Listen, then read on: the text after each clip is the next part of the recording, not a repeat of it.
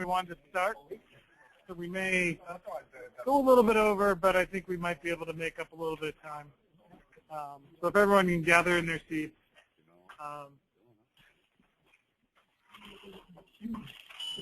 Excellent. So welcome everybody to the tranSMART community meeting here at Deloitte.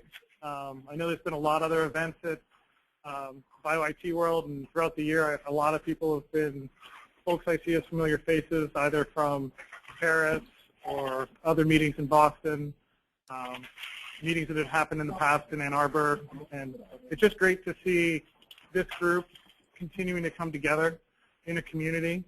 I started up way back in the day in about 2008 or so, working with Eric Paraxlis and Chandra Zalma, who's here, and you should all call him out, because Chandra Zalma really was pretty much my scientific mentor when we were first building out tranSMART.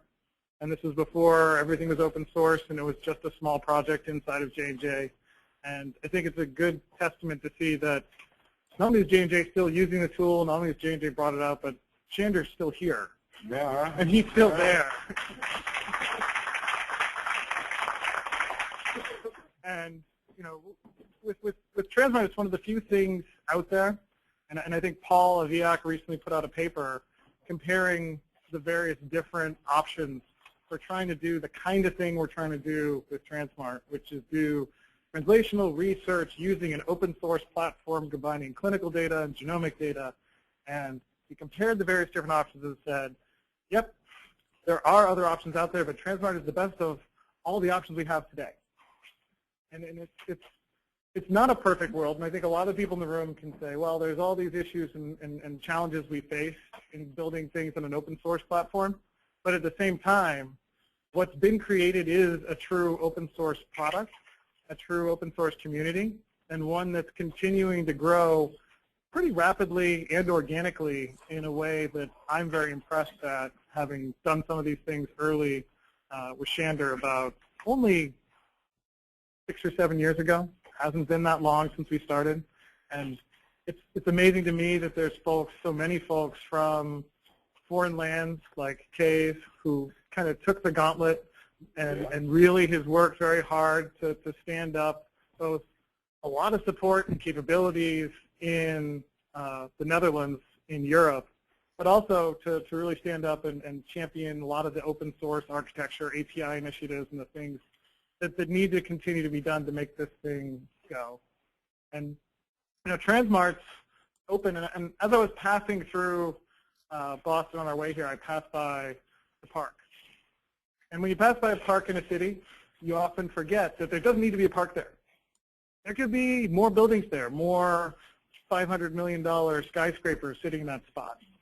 But someone somewhere decided when they were designing the city that we needed an open space. There needed to be a place where people could go and throw frisbee, do things with each other, and no one owned that space. That was a space where a community could get together, use it, operate, and enjoy life. Now in science, we have some of the same needs, and we need open spaces because the things we're dealing with are so complex that if every single group sits in their little skyscraper walled off in their little silos, we're not going to get to where we want to go in terms of discovering things we want to find faster. And everyone in this room has some part, I think, whether they're in the sales function, working at a software and big hardware company like Rich Hennessy over there, or if they're people working in Deloitte, they all have their part in building out a capability that's going to move science forward. And so with all of the frustrations and challenges you may face sometimes with a project like this, just think in the back of your mind that we're building that park, and that's a really special place in the context of what people need to do with data and science. Now, I'm going to try to be brief. So, I get my speaker for like 2 seconds.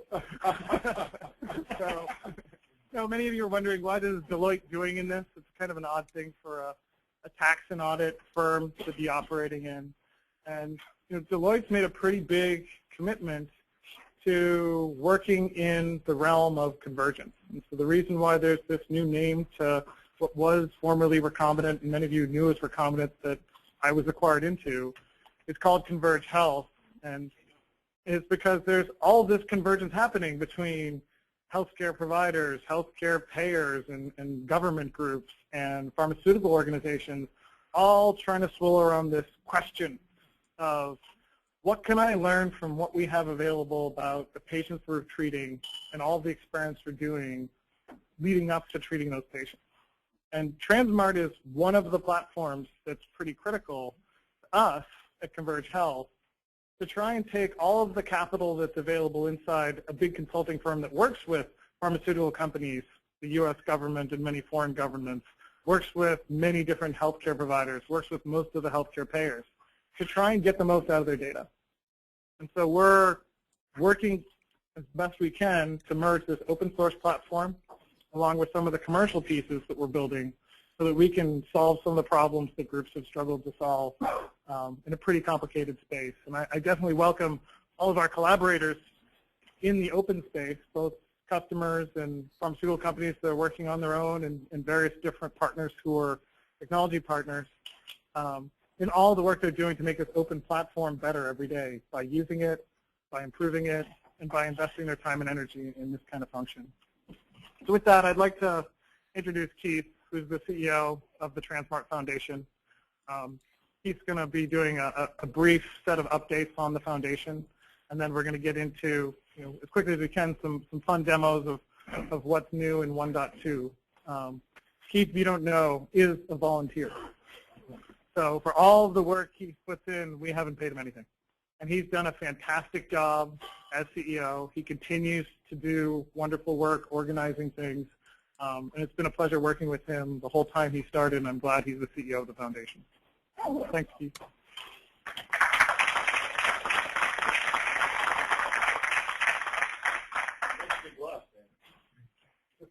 Actually, what I want people to know is when I took over the foundation as CEO, I got the short straw. Yeah, right. And they quadrupled my salary. No, I think that was a great introduction. And I was just thinking about your analogy of parks and open spaces. I think it's a great analogy. I was watching a special the other weekend on Frederick Olmsted, who was here in Boston, in fact, designed the Boston Common, and all the parks and things that you see around Boston were designed by Frederick Olmsted, who became one of the most prolific designers of open spaces, Central Park amongst them, with that same concept. So that's a great analogy, and it's actually very pertinent to Boston.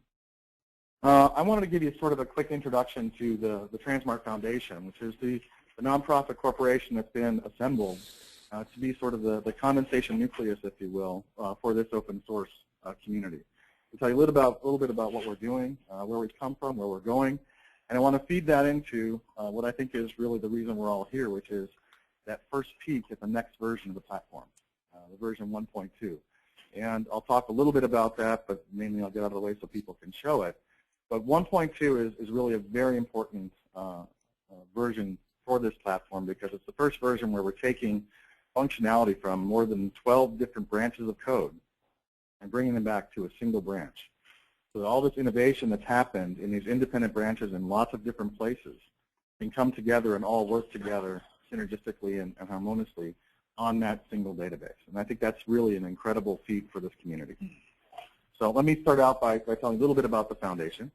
We're really focused on this translational problem, which I think is the most critical problem facing healthcare research today. How do we take scientific discoveries and translate them into therapies? It's really the critical challenge. And one of the key challenges of that is how do we take all this research information we have and center it on that patient?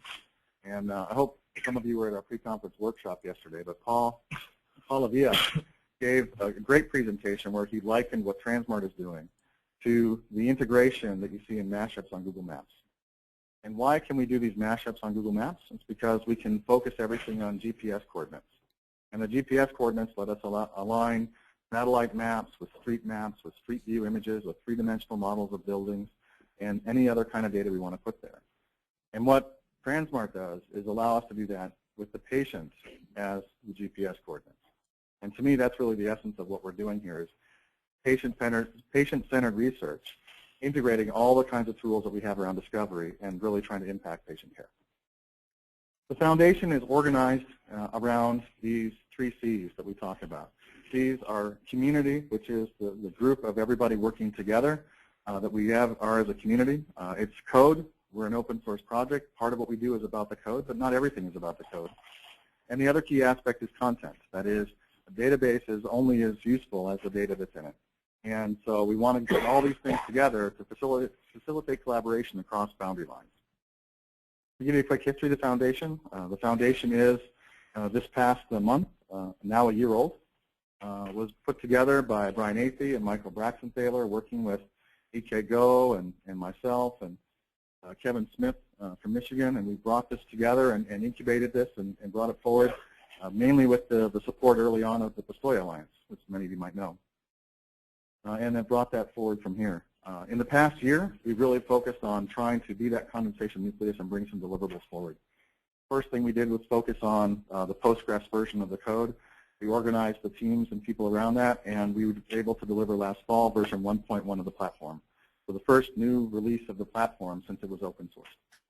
And what we did following on that is say, well, we don't simply want a Postgres version. We want to bring all these pieces together. And we got together in Paris, and we designed the features for version 1.2, which you'll hear a lot more about today.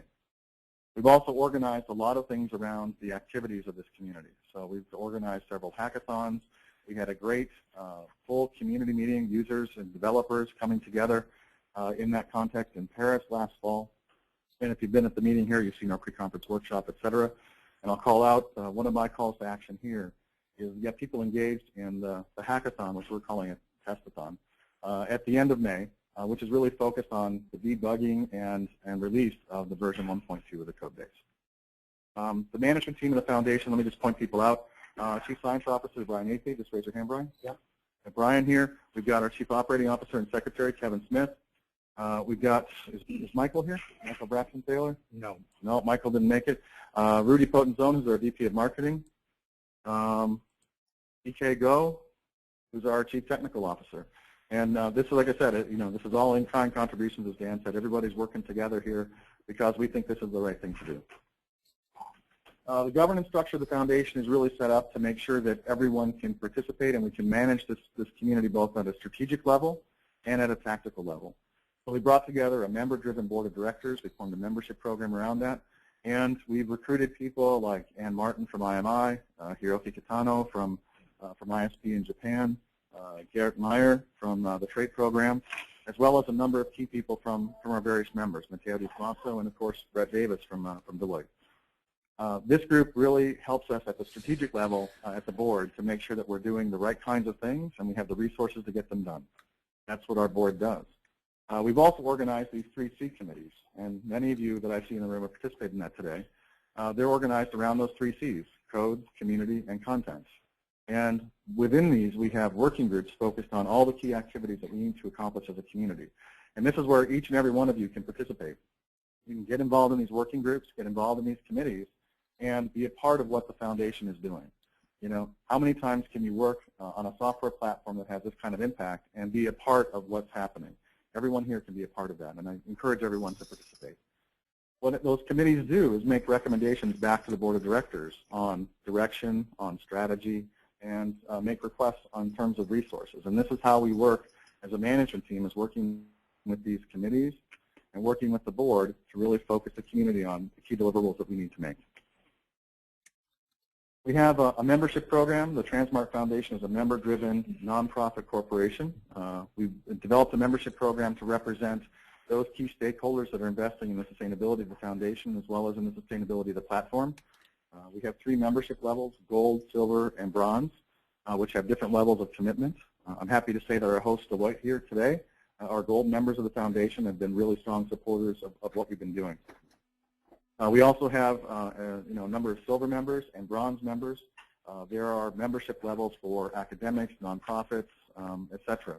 So everyone has an opportunity to be a member, to participate in the governance of the foundation. We also have affiliates for those individuals who would like to be part of what we're doing and don't have a particular affiliation with a member company. So this is how we really bring this membership-driven group together and how we support and sustain the foundation so it can do the things that we need it to do. To give you a quick sense of what we've done with the membership program this year, We set out to raise about $800,000 from membership fees. We wanted to recruit 5 gold members, and we exceeded expectations, at least at the second level. We have 6 gold members that we've had join. We've had 2 silver members and 6 bronze members. And in fact, I've heard from a number of people at the meeting today that we can expect at least 3 or 4 more bronze members and probably some other higher membership levels. And I'll point out that we are in that next level of membership drive, the second level, which is everyone that's here, if you know somebody who's not a member yet, they only need to be here, because this is how we become this community that we need. So we raised $626,000 to fund the foundation, to fund the resources that we're using to push the platform forward. And this funds our hackathons, our meetings, various infrastructure that we provide for developers, documentation, etc. I think we talked a little bit about the committees. I want to call out the people that are running these committees that are part of the community. On the code committee, it's co-chaired by Ike Guo, who's our CTO, and Jay Bergeron from Pfizer. I think I saw Jay down there. Yes. Right? So these are the guys, if you want to be involved in the code committee, that you go and talk to and you get engaged in what they're doing. On the content committee, we have Brian Athey, our CSO, is leading that up with Ciramon, which I thought I saw Ciramon over here somewhere. Oh, Ciramon, you moved on me. That's Ciramon Osheron from Thomson Reuters. And then the community committee, which involves a lot of what we're doing on community building and marketing, is led by Kevin Smith, who's also our community manager for North America, and Sherry Cow from Genzyme Sanofi. Within these committees, they form working groups specifically tasked with specific deliverables. So, for example, we talked in each of these committees today about which working groups are being formed. I heard things around architecture, around product management, around support, and these are things that we need people to get actively engaged in. So if you're not engaged yet, you know the guys I've just pointed out to get involved with and get engaged. As a foundation, we are a business, and we have a business plan, and we look at and measure ourselves against a set of deliverables. In phase 1 of the foundation, which was really from the founding of the company until to the end of the past year, we really wanted just simply to stand up the foundation and have our first deliverable, which was version 1.1. We did that. We established our operations team. We initiated our membership program, and we got things rolling. In phase 2, which is basically the entire calendar year of 2014, it's been to really stabilize everything we're doing. So we built a skeleton. Now let's put meat on the bones. And we're in the process of doing that through the activities that you see here, but also through all the efforts in forming these working groups and getting people engaged. We also will be delivering version 1.2, which is, again, what we're about tonight, and doing that soon. Phase 3 for us, which will start early next year, is really to look at growth. So once we can stand things up, we want to build it out and stabilize it, and then look at how we grow it and how we do that with the community and a direction that is decided by the community. I'm going to skip forward to here. One of the key things we did at our annual meeting in Paris last year was get together as a community and prioritize the functionality that we wanted in 1.2. And what I'll tell you, the challenge to this is that everything you see here comes from a different branch of the code base. Each branch of the code base is a little bit different, so it's not all the same. This is what happens in open source, as we have this evolution, this I can't say that word today. We have this flowering of, it's been too long a day. It's a flowering of diversity, but then we have to bring that back. It's what we know in evolutionary biology is how we evolve systems. There's a lot of diversity, and then it comes back to a single base, and we grow from there. And that's what we're doing now with 1.2, is bringing this together to be the base for the future. So you hear a lot about this, and I'm not going to say much more about it. So this is my second to last slide. It was going to be my last slide until this morning, but this is my call to action. What I really want people to do is get involved, get engaged. I think if we go back to February of last year when we met at Michigan, we had a great group of people. It was about a quarter of this size, maybe. The fact that you're all here is fantastic. We're getting people engaged. Let's get more people engaged. The more people that are part of this community, the bigger and stronger it will be. Okay? Get involved in the committees, get involved in the working groups. That's how the foundation does its job. Attend the various tranSMART talks. I think we might still have a few of those booklets left, Rudy. But we've had, an outline of all the tranSMART talks that are being given at the BioIT conference. Go and see the rest of them. My last one was, of course, come here, and you all did this. I'm going to give you all an A for that. And then just participate in the community and recruit new members. These are the things that we can all do to make this work better. And lastly, we had some really nice news this morning. The UBioPred project, which is built on the version 1.1 of the tranSMART platform, was awarded a BioIT World Best Practices Award. Yanni, are you in here? Yeah, sure. He's always like sneaking around on me. So Yanni worked really diligently not only on the project, but also on putting the application together and working with the team to get that in. And I have to say that, as CEO of the foundation, I'm incredibly proud that the first version of the platform that we put together and got out there as a team, as a group, as a community, has been recognized with an award like this. And I'd like to personally thank Yanni and Ike and Axel and the whole team that worked on the UBioPred project. It's a fantastic accomplishment.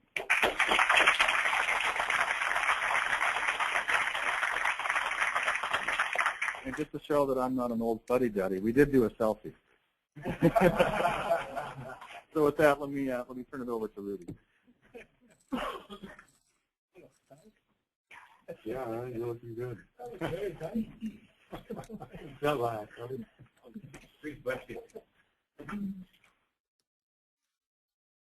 Thank you. So I'm going to just talk really briefly about what we're going to do, how we're looking at this release, and when we're going to be launching it, and what we're planning to do around it. This is an extremely important release for a number of reasons. Getting the first release out is always painful and important, but it's that second release that really shows that you're making progress, you're pushing ahead, and things are really working well. And bringing this next release, especially with 12 branches and bringing it back into one, a huge accomplishment for the team. And I think this is really exciting. And I think today we're going to see for the first time in public the hopefully a working version of this. So what we're planning is no pressure. What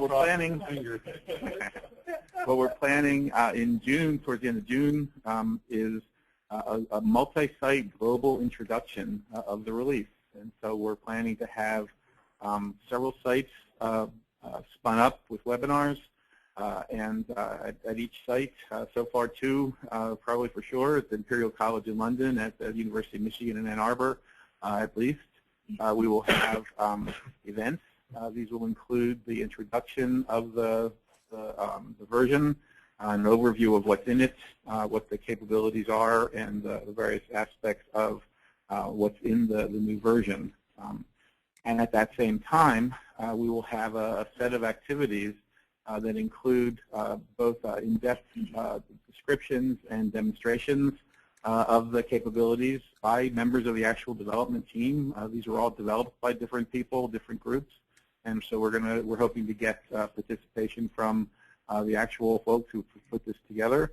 We will be making available through our website and through YouTube demonstration video clips of each piece of the capability so that you can actually see it in action.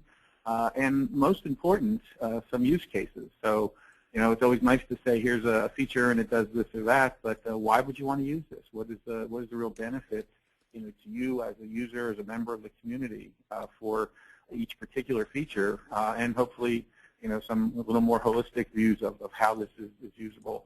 As well as then a set of tutorials, that'll go along with this, and all of this will be recorded and available online, so that if you can't make it to the events or if you're remote, you'll have a chance to review it and analyze it. At that time, it should be available. This code itself will be available as it is with 1.1 today. It'll be made available so that you can download it and use it for yourself, or a public instance and you'll be able to use it. So, I think this is really exciting to be able to see, this coming together and pulling this into what was really, a huge achievement for this development community and for our community as a whole. One other thing that we are working on is that putting together a formal training program that will include training classes. We thought that you all probably need a couple of weeks to look at the release, assimilate, learn how to use it, start to move, some of your test cases and all over to it. And so in about 6 weeks later, we're actually going to have some training classes available. Right now we're thinking probably in Boston. These might be one-day classes that developers can come, learn about the system, and actually use it. So I think, again, we're very excited about this, and it's interesting, just in general to just see that how this has come together in an important way. But this is just what we're going to do, right? I think what's really important now is to get a sense of, what actually, what has been accomplished by this team, and we're going to get a chance now to take a look at it. Thank you, Rudy. So I think, Ami, you're up next, please.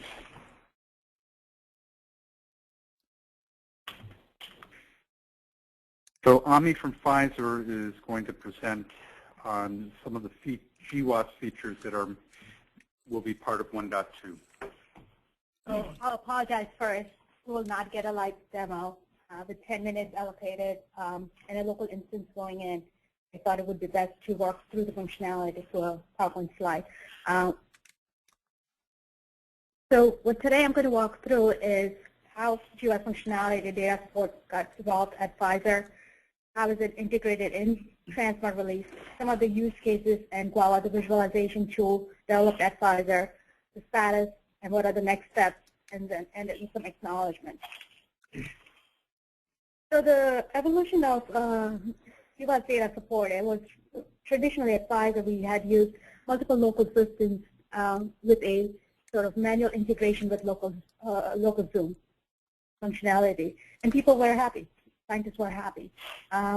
But when the Guava tool, a scientist and a developer at Pfizer developed Guava tool, a lot of scientists actually saw value in visualization of Manhattan plots differently through the Guava tool. And it gave them a lot more interactive and allowed them to view multiple analysis together. Simultaneously, Pfizer also started evaluating tranSMART in mid-2012. Pfizer collaborated with recombinant by Deloitte to develop functionality on top of tranSMART to add GWAS functionality to it. It was done on Willis Candidate 1. In 2013, we did second engagement with the recombinant to develop GWAS 1.1 and add some of the other functionalities to it. And at Boston Hackathon, I went there, and then we started integrating some of those functionality into 1.2 release. So what you see today is the functionality that is built on top of Boston Hackathon. So if you haven't seen GWAS functionality or any other sort of Pfizer presentation around GWAS data support, the GWAS functionality is enabled through 2 additional tabs at the end. GWAS tab allows you to browse the data, look at studies and analysis associated, and then the upload data, it allows you to kind of load new data to the system. There are 2 types of filters, and this is leveraging existing functionality that you will see at other places called faceted search. GWAS actually leverages that. There's 2 different types of filters. Active filters will respond to the data and reflect on the right panel right away. The data filters are allows you to filter through the data only when you expand analysis. So you will only see the data associated with it once you expand analysis. Last year we added a functionality in to add files or associate files with your GWAS data sets, and if you see the top files button, it allows you to kind of browse through the files associated at the study level. So next up, what I want to do is walk through some of the use cases that GWAS data supports. So one use case is, let me look at top hits, right? I have seen many publications on diabetes, which is type 1, and give me a list of genes from all studies for diabetes with p-value less than 0.05. So how would you do that in tranSMART? First thing you would do is add diabetes mellitus type 1 in your active filter, right here. Secondly, what you would do is select expand all studies, so you will find out how many analyses you will have. The next thing you can do is select all visible analysis if you want to look at all, or you may select ones that you're interested in. The additional functionality and region of interest allows you to browse or interpret information based on set of genes or specific biomarkers or SNPs that are your of interest, plus or minus base pairs. And the last thing is allow you to go through by chromosome position. It also gives you a filter on p-values And so you would click on region of interest, which will pop up a dialog box that will allow you to add p-value filter on it. Next, what you can do is view the information in the table view. You can export it to a CSV, or you can email the analysis. The next use case is around gene-less prioritization. So we have targets in our portfolio for bipolar disease. Which ones have the most evidence from human genetics? So how would you do that in tranSMART? You would add bipolar disorder. So if you see that there's two different colors associated with the active and data filters, the disease is associated with the active filters. And if you look at this, a gene of interest, sort of genes of interest, is in the sort of reddish color. And those filters will only get applied when you actually select or expand the analysis. So next thing you want, similarly like you did before, you can either select the analysis. Now you can also go to table view and look at the information if you're just looking at the set of SNPs or looking at the top hits. But if you want to actually look, you want to prioritize your list, perhaps you want to launch Tool, what that will do is allow you to look at multiple analyses. So in this particular example, I've selected only single analysis. And what it shows you is there are set of SNPs with a high level of significance there, and perhaps you want to intricate that region further. This Tool is actually a WebStart application, and I don't know if you were at the community meeting. I think it was presented there in detail today.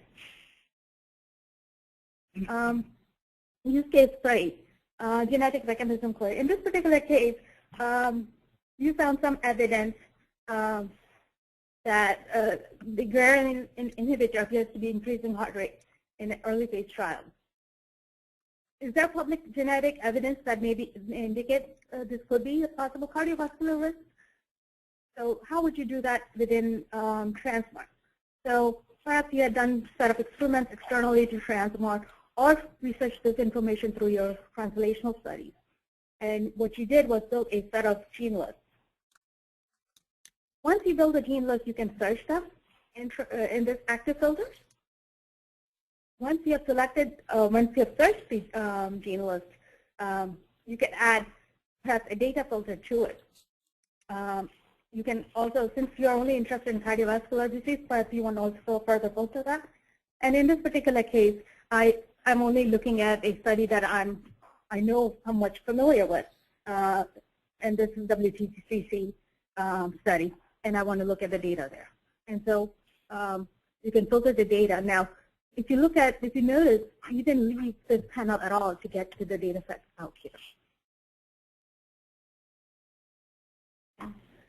So where is it? So what you have seen today is a local version running at Pfizer. It's testing. There are a few bug fixing that I am currently working on. Next is this will be integrated in the sort of public release of tranSMART, and then continue fixing bugs as they come up. And hopefully it will be test ready by May 16th. And lastly, I wanted to sort of acknowledge there's a whole lot of team members that worked on this functionality. And so with that, I want to thank everyone and take any questions. I don't know if time permits.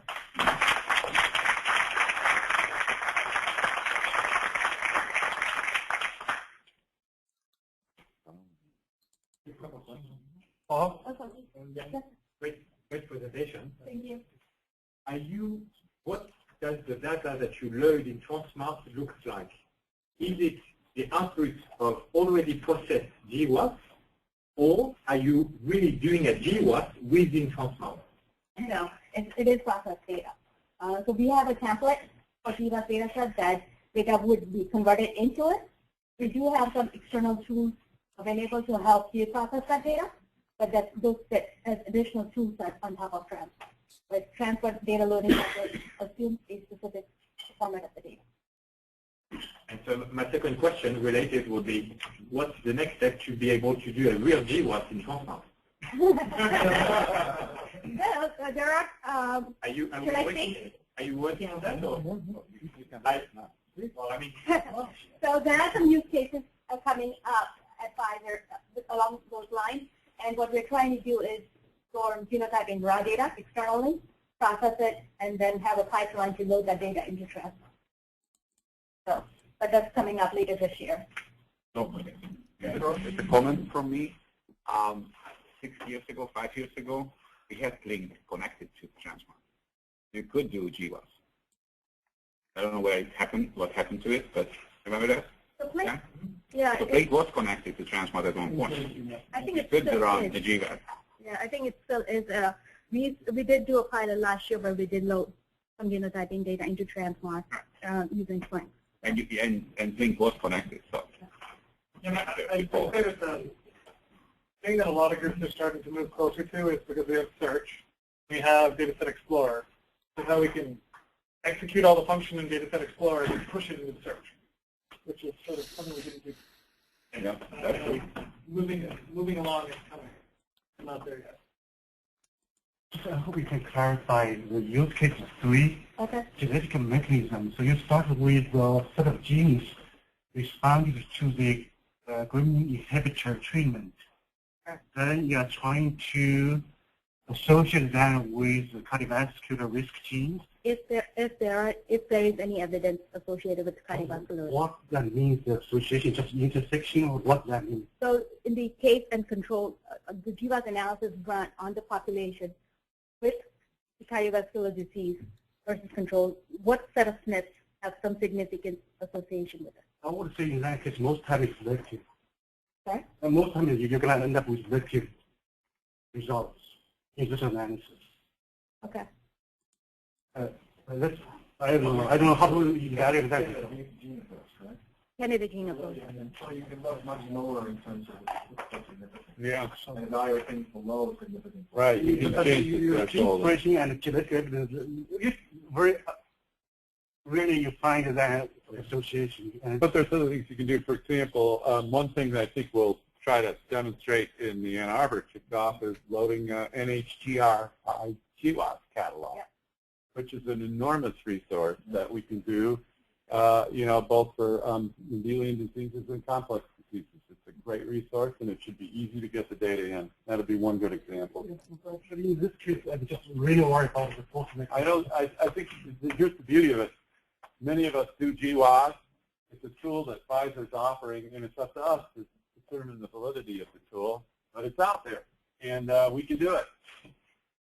One more question, maybe? Sure. One more? Oh, I think we're good. Thank you. Okay. Thank you.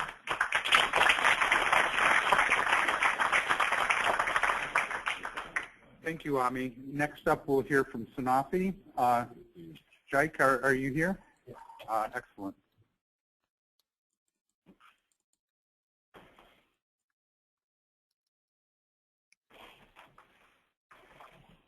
Okay, yeah, so I'm going to present two features of the Sanofi version of tranSMART. They are the Program Explorer and the additional new high-dimensional data types. So the Program Explorer basically is an user interface to store and display associated information and files and analysis results. This is the hierarchical structure of Program Explorer. There are 5 different types of nodes: program, study, assay, analysis, and folder. So the first 4 nodes basically display information associated with that node, and the file folder would be at any level, and it basically contains files that user can download. So this is an example of a program node. I don't know if you guys can see, it's the public study here. This is the program node.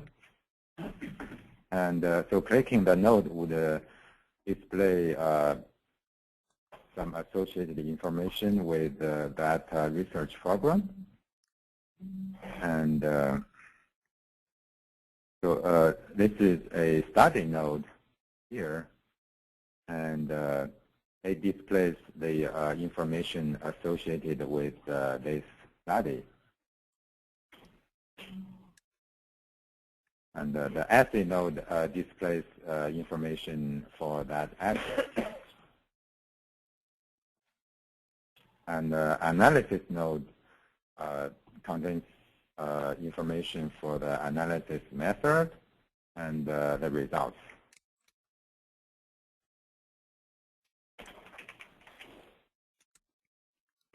So here, this folder node contains some files, and in this case, there are some microarray files.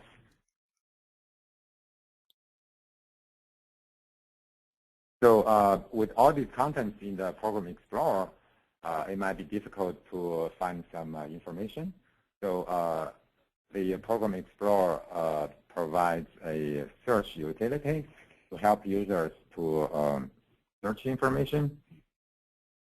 So a search can be carried out on different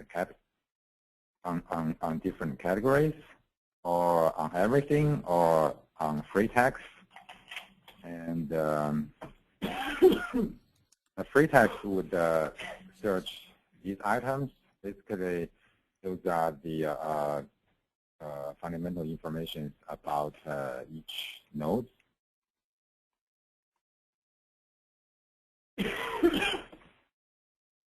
And the logic operator can also be used in search. For example, if I search lymphoma, it would return here it says 4 studies and 1 assay. Then if I add REC8, gene REC8 to the search, it would just return 1 assay.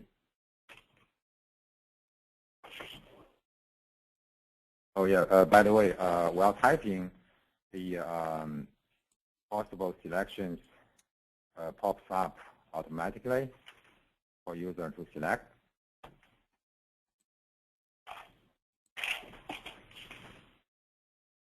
And if there are still too many search results, user can also use a filter to select their desired category. So at the end, the user can just click the Analyze to switch directly to the Analyze panel of the found studies.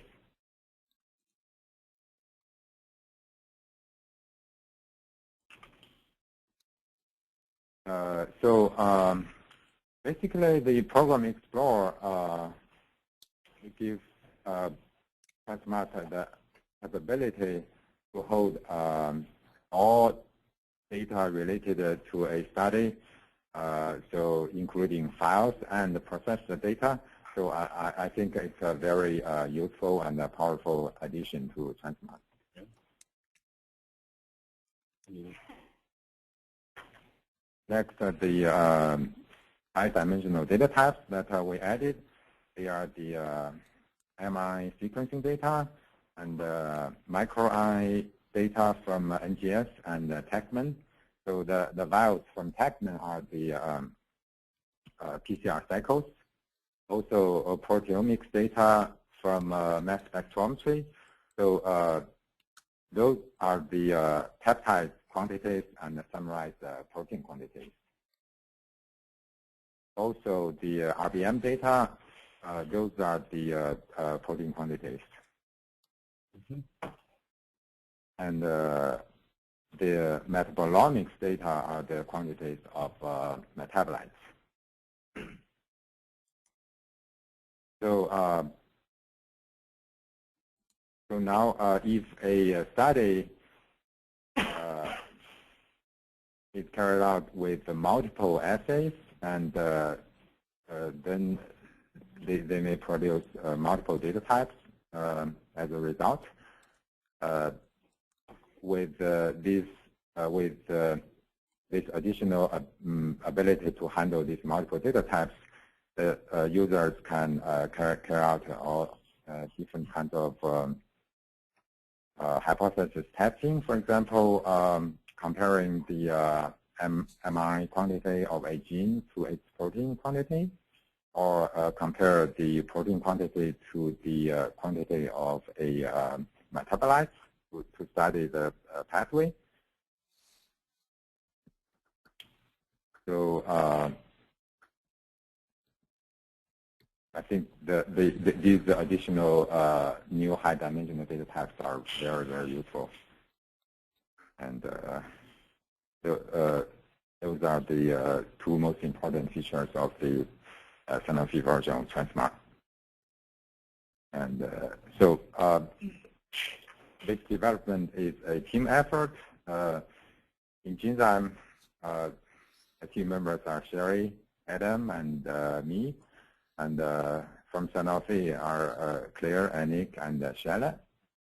And these new features were developed by recombinant, now the Converge Health, and the HEAP. And finally, thanks to tranSMART Foundation to make it possible.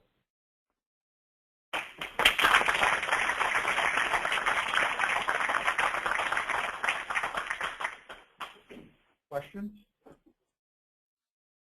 Sure. So my question is with respect to RNA-seq. So it's only the abundances you are, or number of sequences you are storing, or you are also storing any other derived data for RNA-seq, like mutants or variants? And not at this moment. Right now, it's just abundance. Any other questions? Yes. Question regarding of this. Speak up, please. So my question here, the first one is regarding of this. Is this also open source or this is not? The data program is core. Mm-hmm. Is it freely available for others? That's 1.2. Yeah. This is part of 1.2. Okay. Sorry. Just to clarify because you are from the company.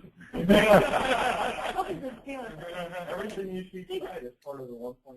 And it will be in the open source. Second question I have is the correlation you show there. Mm-hmm. What backend you're using for graphics and for the statistics? The backend. Yeah. Pretty much everything uses R. So sometimes you see the R with bioconductor if you're looking for a specific pipeline. But I don't think there's anything in the tranSMART backend as it ships that wouldn't be calling R. And can you graphic or I don't know, maybe Katie would say, well, that's not true. But if you're looking at like a box plot, you're probably looking for the R. Yeah, they're detailed, but yeah. The conversation is in R. And I guess that's, well, I'll show the genome browser. That actually uses something else. Yeah, that's good. The box plots, the Nova plots, linear graphs, that's probably running R in the back. Well, the statistics off. And then can you just drag any two parameters to do this, or this is the predefined? Can you just drag anything? You're just doing a configure the direction and always plot it. You may have to specify something. Yeah.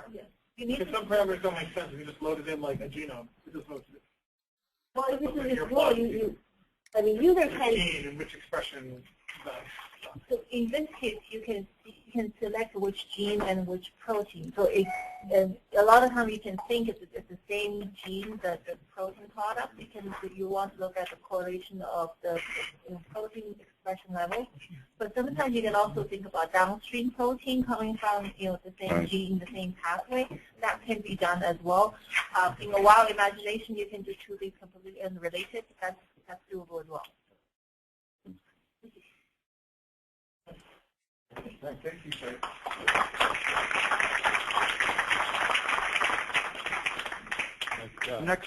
Next we're going to hear from the Hive, and I think Case is actually going to do a live demo, correct?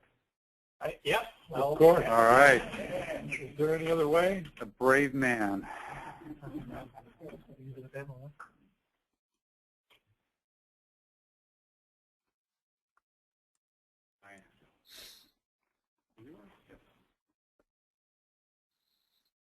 Yeah, I'll get out of your way. Sorry. Go ahead.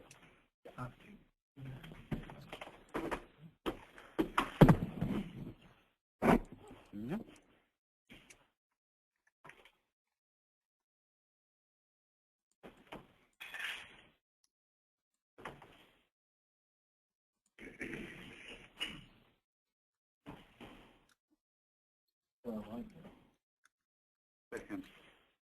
Just a handful. Everybody is here. Thanks.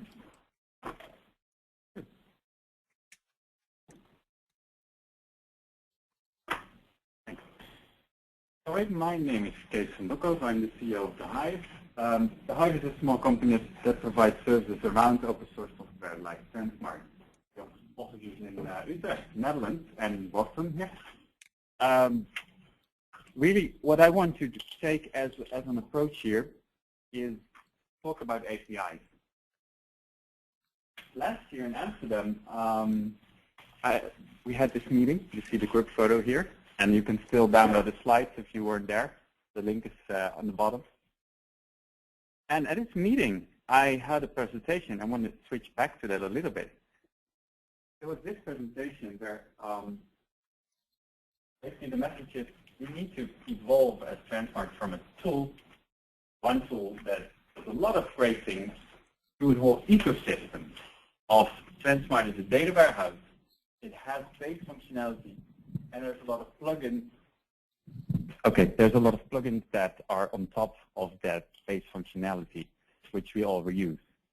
And I wanted to use that as a team, and I have only 10 minutes, and I'm going to do a live demo. So it's completely ambitious, but it's the slide I had in that presentation. So I want to see what do we have today. So what I put up is what we need to do is have a core API, which is something that allows all the people here in the room to build great things on it. So how's it coming? What can we expect in 1.2 today? All right, just zooming in on that. There's two parts, the tranSMART Core API and tranSMART Core DB, which is the cornerstone of the code, the Grails application that tranSMART have actually formed.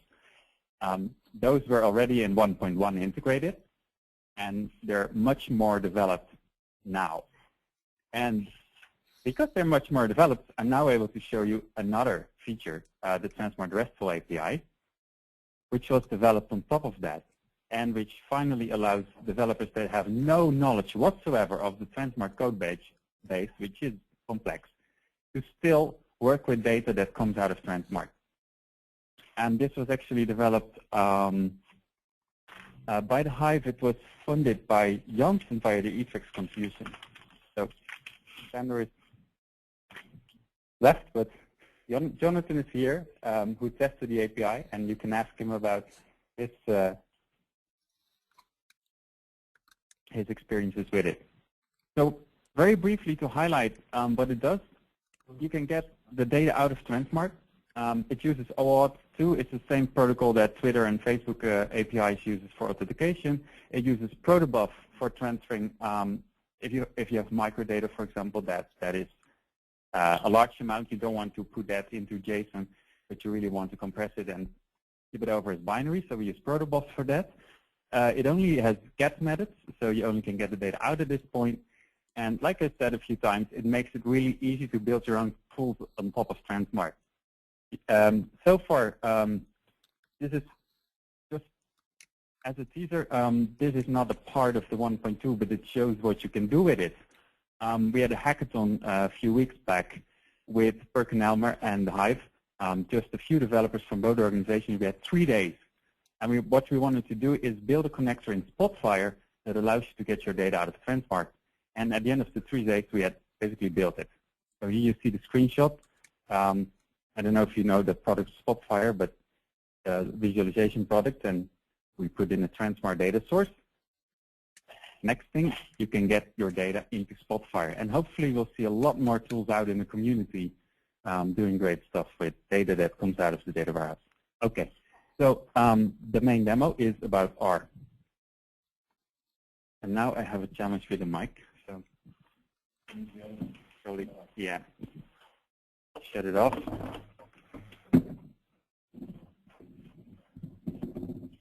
Not sure if screen is large enough for you to read on the back. Maybe this helps. Very good. Get this out of the way. Okay. So there's a library called tranSMART R client, which you can load into R in this case, and which is basically a client that implements the RESTful API. Now the next thing I can do is I can connect to tranSMART with a tranSMART instance somewhere that has the RESTful API running, and it has some data in it. So that's the great thing. You can now use this library to connect to all kinds of tranSMART out there, either within your proprietary firewall or public tranSMART. So now it's asking me, can you please visit this link? This is about the application. I'm using R somewhere here on my laptop, so when I want to connect to this tranSMART, the tranSMART has to check that who I am and that I'm allowed to access data. So I fire up tranSMART. Actually, I fire up just the URL that I got. I log in with my account, and I get a code that I can then put into R, which is then in the background used as a verification that I am the admin user in this case. So now I can go ahead and get data. Let's have a look which studies are in there. Few studies. So I want to look into a geo study. Right here, I'm going to get the concepts which are in this study. So that's now I'm programmatically reading the tree that you see in the tranSMART user interface. When I look at this object, what I get is I get a name and I get a full name and a few other columns. So let's have a look at the actual names of the concepts. So this is the data that I now can access via the API. And just cooked up a small example. For example, if I want to visualize the height of the subject, not very relevant probably to anything, but still makes for a nice picture. I can make a box plot real easy that shows me the heights of all the subjects in the study. And judging from the scale here, this is probably inches. Yeah. Okay, that's the beauty of visualization, right? And you can also see that there's no there's no meters there for sure. Yeah, so another example maybe, this is the data I'm working for is actually from a paper that looks at expiratory volume and genomics. So you can make a box plot of that to start off with.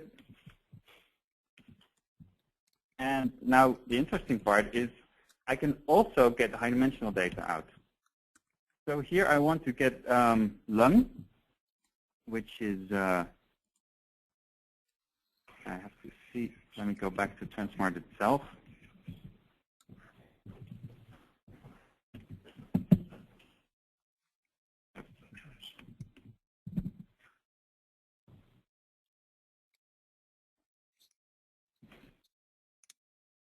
Right here, there's mRNA data, and I just use lung as a shortcut here in R. To get that data, it's now retrieving. It actually takes a long time, so I asked the team to scale down the data a little bit, and it's now only a few probes, so they delete a whole lot of probes from the database, which is why it's so fast now. Just to make sure that the internet connection was not a hiccup here. So the next thing I can do is I load the expression data. I can, for example, make a heat map with it. So I guess that's it for the live demo of the R client. The other thing I wanted to show you real quick is the genome browser.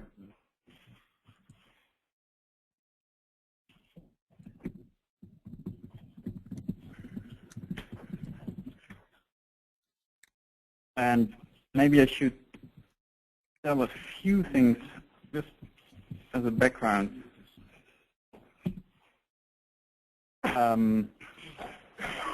so there's great genome browsers like IGV out there, which are really powerful and useful. But for the purpose of this project, what we wanted to have is a genome browser right in the UI of tranSMART that you could sort of play around with on your iPad. So it's HTML5. You can drag and drop data nodes in it. That's what we wanted to build. And actually showed this already in the community meeting last November in Paris. So what we first did is look around the community. Is there anyone with the same ideas or who want to also build a genome browser? Do you have ideas about the technology? Can use the tranSMART Foundation wiki for that. It's a great place to interact with the community and also the mailing groups. In the end, we went with Dalliance, which is a genome browser that was built by a developer from Sanger. And MIDAS, which is another open source bioinformatics tool which we use as the backend. We both implemented the tranSMART plugin, so you can actually plug this into your tranSMART. This is not, so if you ask me, is this part of 1.2? Yes and no, because it won't be in the standard distribution, but you can easily plug it in. Okay, I'll just skip all these details. Maybe this is good to realize. You have the tranSMART core API, which we had to extend a little bit with the new features for this kind of data, genomic variant data. And we then used the MIDAS program to basically serve in the tranSMART backend the actual VCF data to the front end, which is Dalliance. All right. How does that look like? I hope it works, because this is really fresh off. We had the developer of Dalliance come over to for a hackathon to work with him to improve Dalliance so that it would work well to tranSMART. And he was, yeah, the guy was very happy actually that, you know, it was great. He was so happy that someone finally reported some bugs. That's what he said. So this is another thing that we're going to see a lot with the tranSMART community, I hope, is engaging more open source tools that are around it. Okay, so here we have a VCF data set. This is a very small data set that's only loaded from chromosome 1. Again, to limit the probability that this breaks down because of the internet speed. But anyway, if I drag this into here, it is only retrieving the data that I'm actually seeing in this window. So I can now scroll around in an iPad-like fashion, and I hope I should be getting the data soon. Yes, there is some here. So you can look at the actual genomic variants. These are the patient variants just right out of the VCF file. I need to reverse my scrolling. Yeah. Now it's more iPad-like.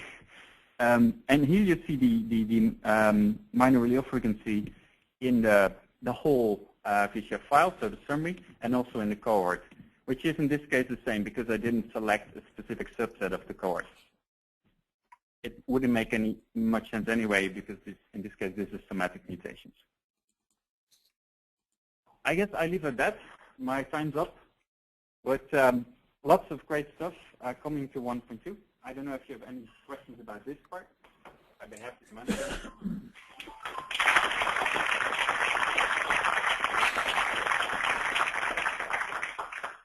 Couple of questions for Kate. It's all over the book. Yeah. That's the question. Sandor's still not in the room. Okay. Yeah. Well, what my perspective is, 1.2 is open source, okay? So if it's not open source, it shouldn't make it into 1.2. Right? Yeah. The software thing, is it out of 1.2? No. No. Okay, I can tell you more about it offline. We're working on that. All right. So the RESTful API is. The RESTful API is, and that's the point, because it was 3 days of work with a few developers from both groups, and we had it in there. And okay, so API is you can work with the commercial vendor if you want to link to it. Well, outstanding work. We're really looking forward to use it. The API, what you showed is to be able to retrieve data. Do you have plans to be able to load data? So yeah, that's the whole idea of a RESTful API is, of course, now we have all these nice calls. You see the documentation, but they're all get. But you like that function and then put there, put and delete and so on. So plans, yes, but funding, no. I think that would be a great feature, because then it would really be a versatile data warehouse where you can push and pull data. Another thing you got to be very, very careful. Right? tranSMART is the data warehouse. By definition, right? Load the data is change database. There is a lot of things you have to consider, right? Is that what kind of data could be loaded, right? So it's not just simply make user easy, but you have to really consider the consistency of the information. So loading is a much, much complicated problem. That's why I was asking. I know he's the one. Well, we got to get Yeah, there's some answer. There's something for you later. the content committee to him up. I would argue that's true for the Dataset Explorer, which you really want to be a well-curated thing, but maybe not true for the search interface, because that's what Gene Data was showing yesterday, if I understood it correctly, is that you can start with Dataset Explorer, you can do an analysis in Gene Data, and then you can push back the analyzed results into the search interface. Okay. And for that one, I think that would make sense to have That's that kind of why I will explain. There's some part of what we can do. Use the function of unstructured data. There's something to do. That's only for search. Great. Thank you, Kate.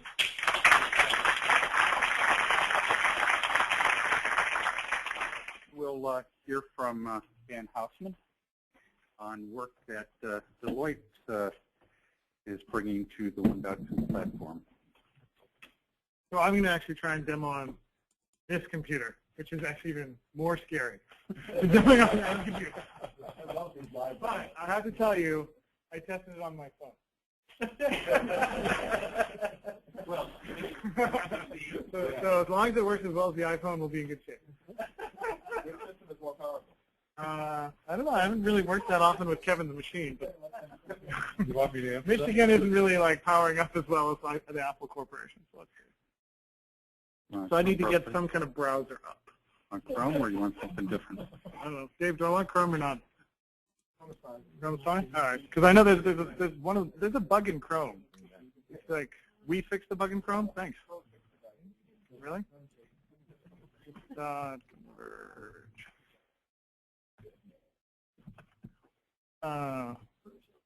And this is the hard part for me. Typing in a URL. Does it work? So what I'm going to show is a couple features. I don't have any PowerPoint. So sorry, everybody, you don't get to see free PowerPoints. One person once said to me, most people who present PowerPoints, they don't have a lot of power and they usually don't make a point. So we're just going to show it down.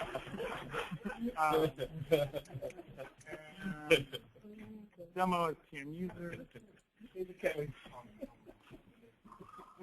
what I'm going to show is a couple things. The two major enhancements, I don't know what to do there, but we're going to look at. The first one is cross-trial analysis. And I wish I could say, because I know Shander and Eric Praxis and others said, when I walked in the door trying to show them ITB, they said, this would be great for us to study across all our different trials and do these cross-trial analyses. And it's, 6 years later, and I don't know the math of how long it's been. It's still really hard to do cross-trial analysis. And some of it I could say is, inherent in tranSMART. Some of it's just inherent in the informatics problem that trials are not coherent. Yeah. But at least we need something that can look across trials, and we are trying to overcome some of the boundary conditions of, using I2B2 in the core to be able to do things to look across trials. And so I'll apologize, it's not perfect, but it's a start. And so we have a node inside of the Dataset Explorer that sort of breaks off from Navigate by Study, and it holds on to cross-trial attributes. We have a whole bunch of concepts that if we have 3 or 4 different studies that have been harmonized to the same basic concepts, you can look across those studies effectively and be able to do cross-comparisons from multiple studies. And so if I open up events, I'm going to look at 2 different groups, people who are asthmatic and people who have COPD. And we're going to look at them across multiple studies. So we have a whole bunch of studies in the sample data set. These are still geo data sets. You can see there's 4 different studies here with multiple trial arms if we open them out. We're going to look between these 2 sets. I'm going to look for asthmatics versus COPD patients. They're all our respiratory patients that we want to look at. And we're going to then go into the advanced workflow and run an ANOVA in terms of an analysis. And so in terms of the finding, I'm interested in some lab tests. If I'm interested in looking at things for asthmatics and people with COPD, I probably care about FEV values. I know what's going on with their lungs and their breathing. Now we get to the interesting part. I want to look at all of these trial arms. So I have one trial which has healthy control, non-severe asthma, severe asthma. I got another set which have trial arms like healthy control, post-steroid asthma. So we see even if we don't have a perfect world across trials, we have to do some extra work here as the user to figure out how to make sense of all this mess that's across multiple different studies when they've designed their studies. But luckily, we have binning, right? Which means we can look in the binning. I think we're going to look across our dependent variable, and this is a categorical variable. And we're going to take on some manual binning. And this is still the standard binning inside of tranSMART, but we're just doing it across studies, trying to bring together on the fly rather than before this person got here, how to group together the multiple studies into one set of groups. So I want some healthy controls over here. I want some more healthy controls. Do I have any more healthies in here? No COPD, they're probably pretty healthy. I have another no COPD from this study. These people have COPD. These people also have COPD across these 2 studies. And now we're getting into some more complicated things. Severe asthma versus non-severe asthma. You know what? I guess I need some, severe asthma group. I'll say these steroid-requiring asthmas are severe, but I don't really know. And I definitely have a non-severe asthma, post-steroid asthma, steroid not case. I made some decisions here, which we want to allow our scientific users to do. And now I can run this. It's going to run across the set of all of those trials. And while the chart itself may not be exciting, I've now broken out into those 4 bins, my healthies, my COPDs, my people with severe asthma, my people with non-severe asthma, and I can look at their FEVs between people with COPD and people with asthma. And so it's a pretty nice little tool to be able to go in and run a study that can go across multiple different data sets. And of course, it's dependent on one set of critical tasks. If I want to look at FEV, that has to be the same concept in all those studies. And most likely, if you get your data that comes in from whatever study you're looking at, it's not. And so it's dependent on pre-harmonization, at least, of the thing you're trying to look at, even though we were able to do post-harmonization using the binning tool after the fact. And we're also, on the back end, I'm sure some of the engineers know a little better than I do, is how we implemented this. We did have to use some tricks inside of I2B2 to get there to be able to use some of the APIs that come out of I2B2, which we might be better off if we kept refactoring this so that we're not overloading some of the existing tools in I2B2 to get there. More detailed than everybody needs to know, other than the fact that it works now. But if we start exposing lots and lots of I2B2 features, we may start running into some collisions with the existing uses that I2B2 uses for some things that tranSMART doesn't use. And so we'll probably have to keep refactoring this a bit. But for now, in the current version, it'll work with the current version of I2B2 out of the box as long as you harmonize some of the concepts. The other thing I wanted to show quickly is there's a workspace that's been built out. And what the workspace does is it's trying to manage state. So oftentimes when you're using tranSMART, you run analysis, you create a cohort, you create 2 really complicated subsets, you do everything. Where does it go? Nowhere. It just disappears when you log out. So the minimum purpose here, and it was developed for folks who wanted to use the tool to do more reporting, is to be able to save the settings when someone's doing an analysis, they can bring them back. Right? And so if I want to go in and I want to run a complicated analysis, so I always have these challenges when I'm doing my demos day to day, is I got to do something complicated. So I got to go into public studies, and I want to run some Kaplan-Meier plot between people who had high survival versus low survival, a certain set of grades of tumors, and I'm bringing together all those different factors. It takes about 2 or 3 minutes to get there. Instead, and I could go and do all that work, I'm going to save myself the trouble. I can go into the workspace instead and say, well, I'm interested in using my heat map query. Oh, that's good. Right? And now it's just going to bring them up. Yeah. Right? So as long as I've saved and named some kind of query, it's going to then populate the section which runs the comparison off of the data that's been saved inside of the state. And so if I wanted to then go in and maybe I could save those subsets, it's not going to be interesting, but I'll change it. So maybe I should change it first. And I'll add something. I won't do anything special, but I'll add demographics. Right. So now if I hit and save my subsets, with demographics, I can even make it public, which means now I can decide whether I'm sharing it with other people. So the workspace lets me do a little bit of the collaboration function. I save the subsets. It goes in and generates that data set. And now it should be in the system as my new subset. I don't know where it went. It should be in there. It's probably page 2. So the first 10. Yeah, it's probably if I showed 100 or something, I'll get it. There you go. So now it's in there. So the point is, even as you're developing complicated queries, you can consistently be saving those sets. And the report manager does some of the same things, except instead of saving the subset itself, it's also saving the settings of what you place when you're in summary statistics. So it's going to save in the workspace. Probably shouldn't have gone so far around. It's going to look at, if I want to bring back and hit run, it's going to replay an existing set that's in here and all of the different selections I put in. And so, over time we can evolve the workspace, I hope, to continue to add capabilities to save a lot more states. Because the more we can save people's work as they're going and give a place to put it and save files where they've generated a file, the easier it is for them to manage and work going forward. But I think it's just the beginning, really, of a workspace. It's not the full workspace that we ultimately are going to need. So we'll have to keep working to evolve additional things that do some of the same state for people's work as they go forward. That's pretty much what I had to show today. Any questions? How study do you show? Does that work also with the high-dimensional data? I don't think, well, actually, maybe. I don't know if we've tested it. I don't think it does yet, no. So for the summary statistics and for box plot with ANOVA, and I think there's 1 or 2 other advanced workflows that it works with. We got to double check on which ones it works with, but it doesn't work for a full data yet. And as far as high dimensional data, I'm pretty sure we're not there yet. I haven't tested it, so it probably doesn't. But you could.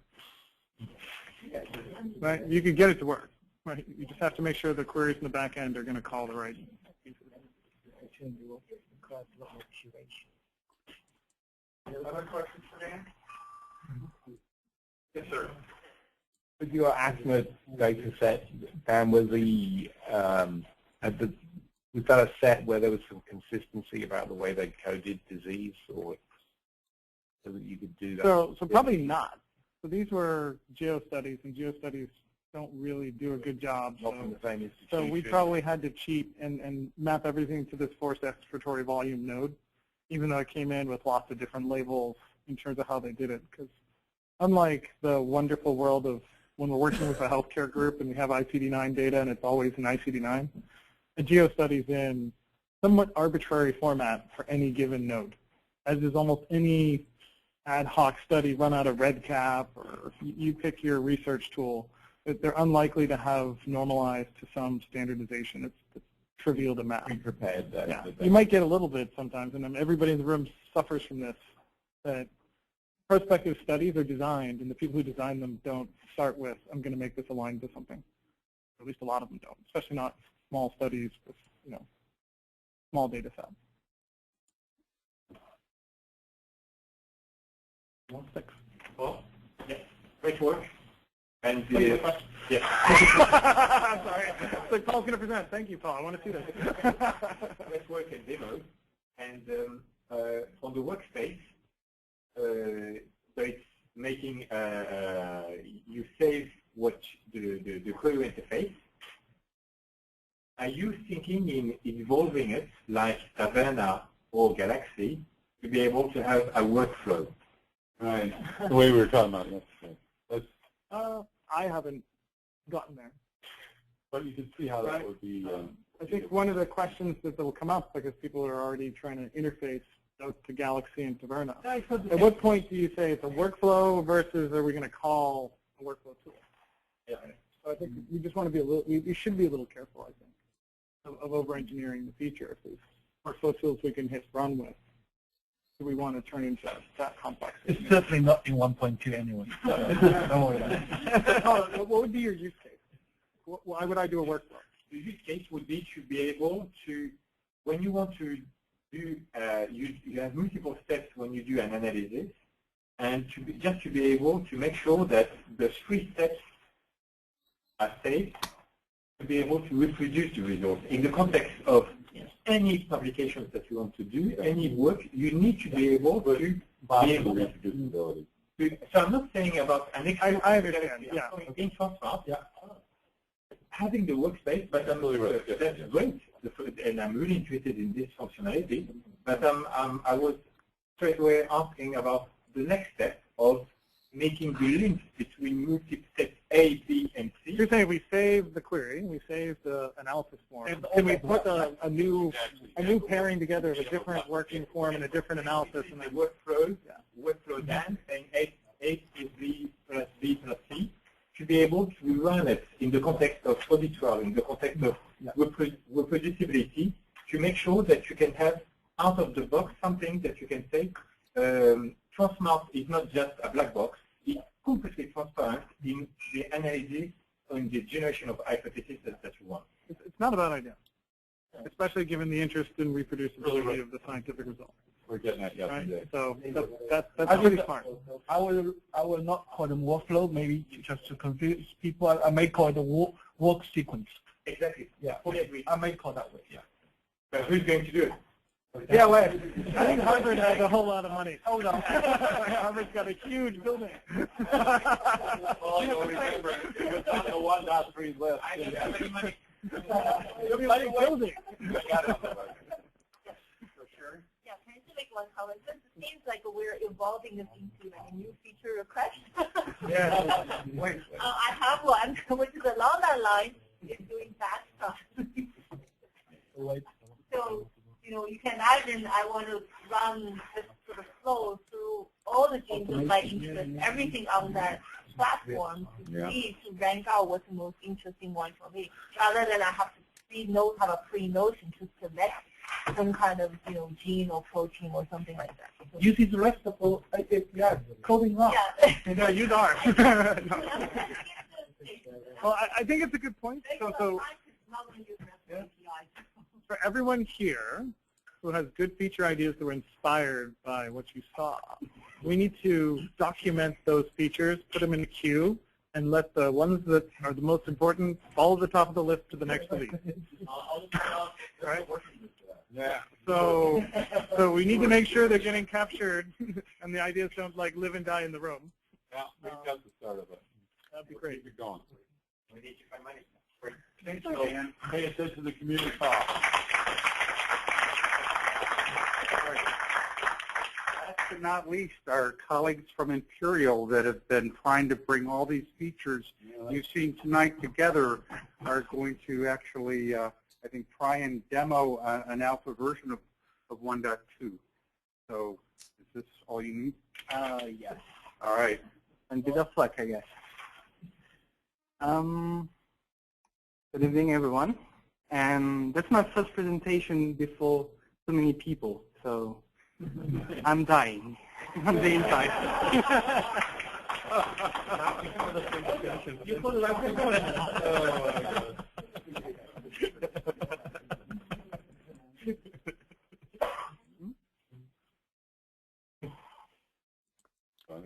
Okay, every age 37, right? Yeah, there you go. So, good evening, everyone. I'm Axel Michel. I'm working at Imperial College as research assistant. Yanni Pandis, I guess. Well, working in Yanni Pandis. Yeah. Thank you. Tonight we'll present you preview of what tranSMART 1.2 will look like. Fortunately, many people showed you most of the features, well, not most of the features, but many features will put into tranSMART 1.2, so it will make my life easier. In September 2013, was released an open source version of tranSMART using Postgres and a simplified architecture. I didn't put the original architecture, but it was really, really ugly. The Oracle development continued as separate branches.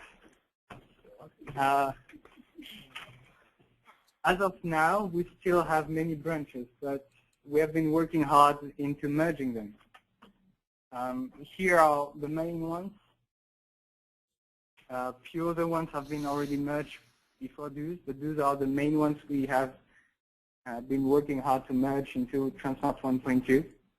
You can see that some of them are against Oracle, some of them are against Postgres. And we have currently two branches, one mainly using Postgres, another one hybrid using Postgres and Oracle. And we are finalizing the merge between the two branches to give birth to what you will know as tranSMART 1.2. The release date target is June of this year. tranSMART 1.2 will be pretty much, as of the basic features, will be pretty much as you already know. I mean, all the comparison, summary statistics, the grid view, all the advanced workflows, all these basic features you already know will be there. This is the video, not the live demonstration to avoid, but we have prepared something for you at the end as well. We have a couple new features, mainly now that we have only one platform against two databases, Oracle and Postgres.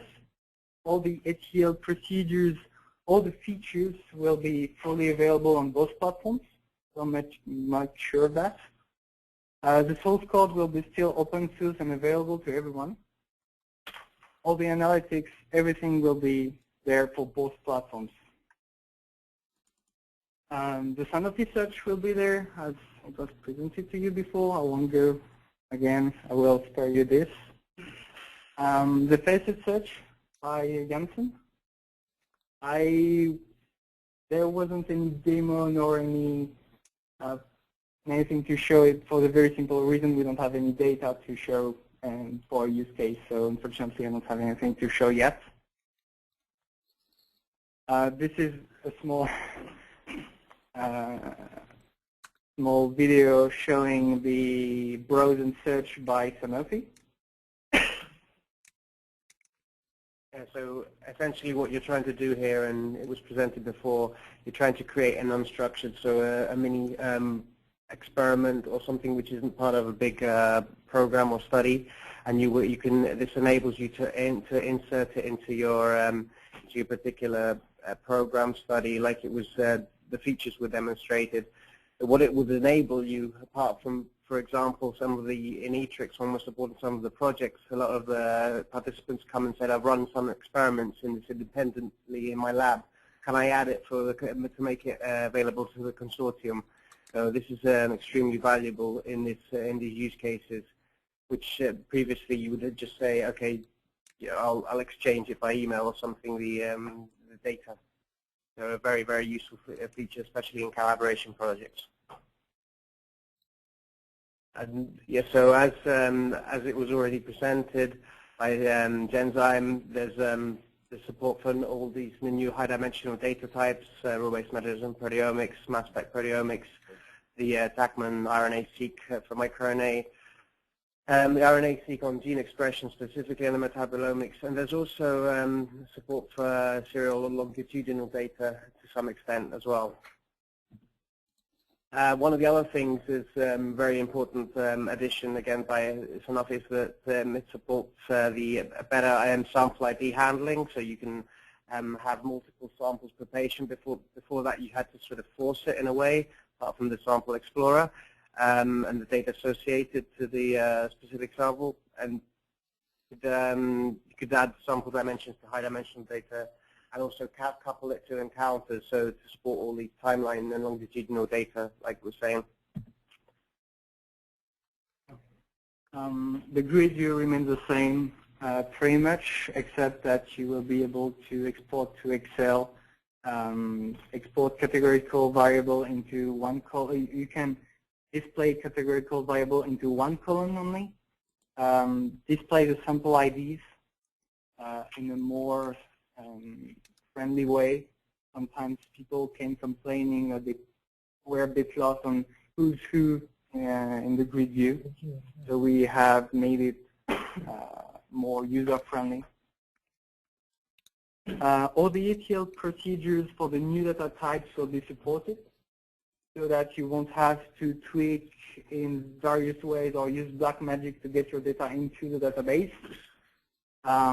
We will test them before the release, of course. We have already many volunteers for that. So that's very good news. We try to optimize the time to load the data. Our friends at the University of Luxembourg were complaining it takes 3 weeks to load their data sets. So we have been working on scaling that down to a reasonable amount of time.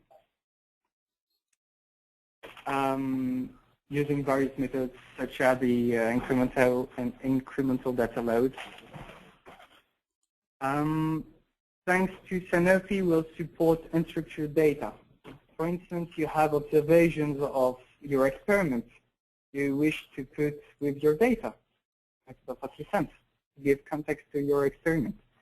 Now it will be available mainly through the search and browse from Sanofi. And you will be able to retrieve it afterwards as well. All the analytics will support the new data types. You have improved graphics. You will have more, how can I say, a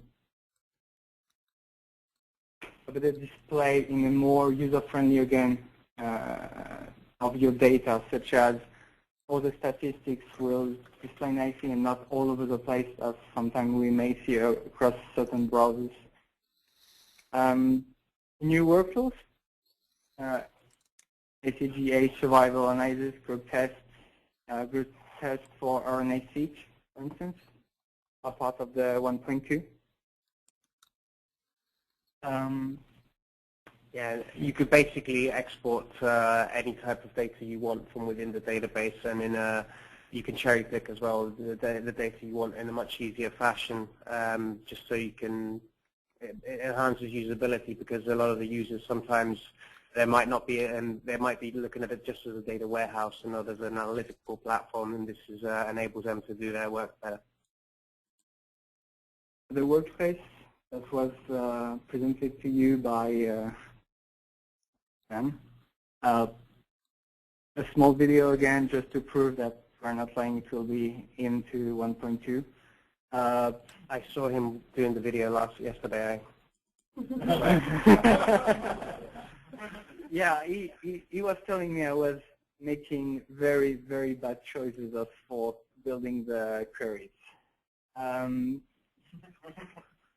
So that's, yeah, that's one of these moments.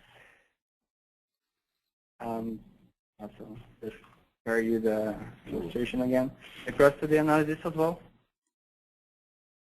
The VCF support that where we must thank OncoTrack, AstraZeneca, and the Hive for this. Mainly for the view of the genome browser. Here again. in broader in 1.2, same as the one presented by our friends at the Hive. GWAS, presented by Amy, will be there too. We are not capable of testing it right now. We can't insert the data, so it's hard to test a feature without any data. And last but not least, the Galaxy integration.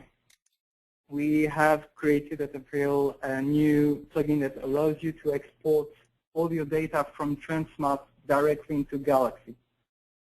All of this is under control of the admin user, so that not everyone will be allowed to export the data, so that your data doesn't vanish somewhere into an obscure server. It's fully automated, so that you won't have to, it's same as your export function. You just do your standard phenotypical selections. You can do whatever analysis you want. Then you go to your export panel, select what you want to export as of data. You can see here that the export went well. Okay. And then you go to your Galaxy Export tab, and just by clicking to which export you want to send to Galaxy, you give it a name so that you know what your which export it is. You go back to your Galaxy. You have a tracking system, because if your data is big, it may take some time, so you can track what's going on. You can see here in the data library under Galaxy that your export arrived nicely. We kept the whole tree from the export. We didn't change it. We keep it as it is in tranSMART, so that it won't confuse people. And once it's in the data library, you can do whatever further analysis you want under Galaxy. At the time the plugin was developed, we couldn't push it back, but now that we have the browse and search from Sanofi, it will be you will be able to push it back to tranSMART into the search and browse, thanks to the unstructured data capacities offered by the browse and search. I can't show you yet the way you will be able to do that, but this will be part of 1.2 as well. I would like to thank all the contributors for this 1.2, and thank you for your kind attention.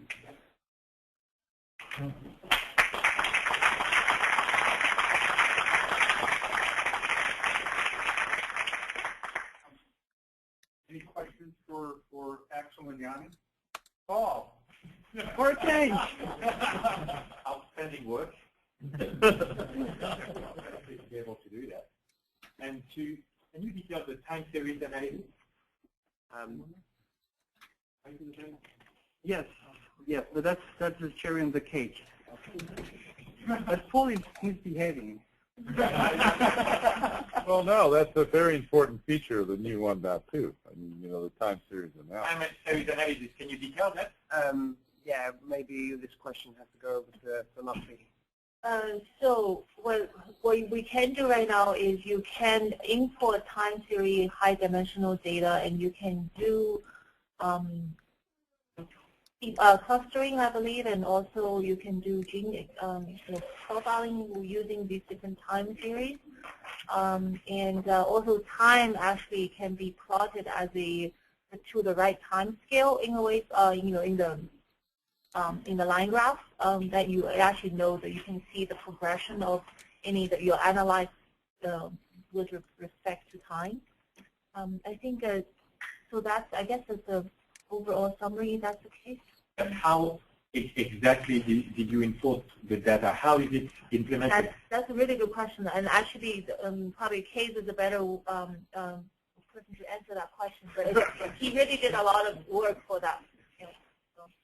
Yeah, and my team did. Yeah. Yeah. Yeah. I don't know that. I'd have to ask some people that are not in this room. It really is. But essentially, we actually add another column in the loading that's the time used with the time end of the unit, in a way that you can actually specify if it's time, or if you can specify also in terms of not necessarily serial, actually you have a different tissue type. You can load a similar fashion. So you have additional icons for the time that will appear for the gene expression data? No, actually, no, that's not true. So we actually have, it's the same thing as what you see before, but you can actually drag the whole folder over. In high-dimensional data before, if you think about it, there's only one, so they can only drag one high-dimensional node at a time. Right now, so it's really flexible.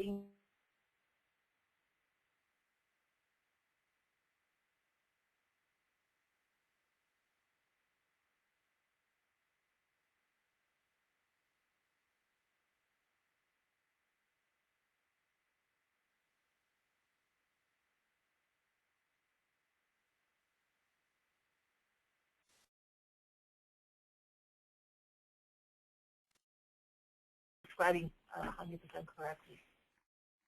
I can read you other files. That's the same concept. So you describe another aspect of the data which is defined. But exactly how they did that in the data model, I'll put you in touch with developers. Why don't we give our attention back to Giannis? Another question. I was just going to ask to follow on the time series data. So it's not only for expression, so it actually also works for all the high-dimensional data types. Oh, yeah. But does it work with low dimensional? Yes, actually. So what happens is in the ETL load is the way you define the, you have an additional parameter file that you define in your load, where you can say whether it's time. So it's going to be an optional parameter that ETL looks for.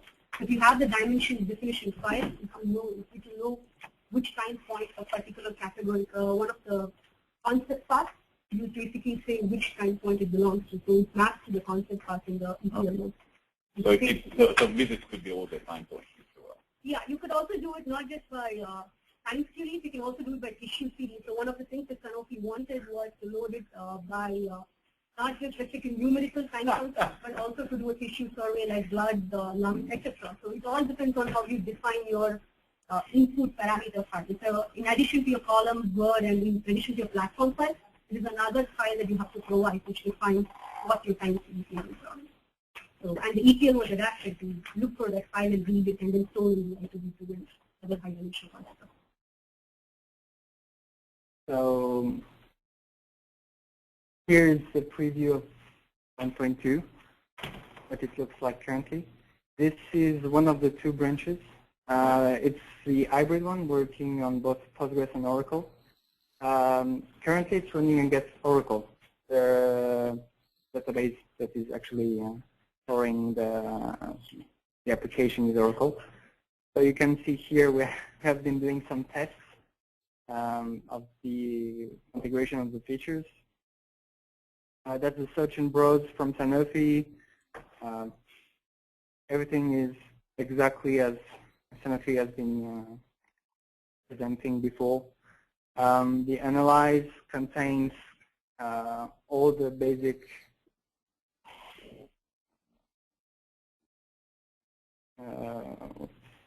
I will do something very simple.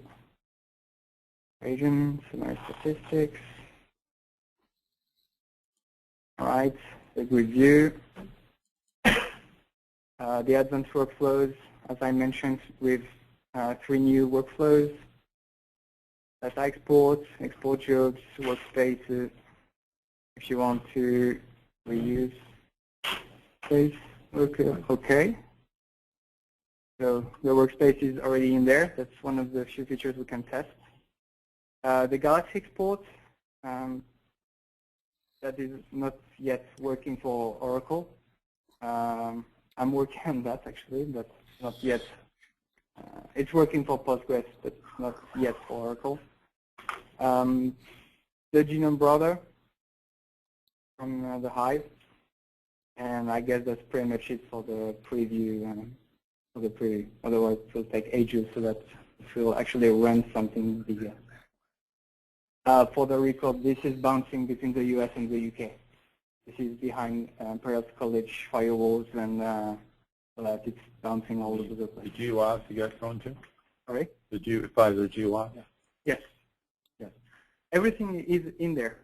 We lack data to test it properly. Okay, we can work with you on that. We can help you. Yeah. So as Ward said earlier, he said that that's impressive. That's what we left with Imperial a couple of weeks ago.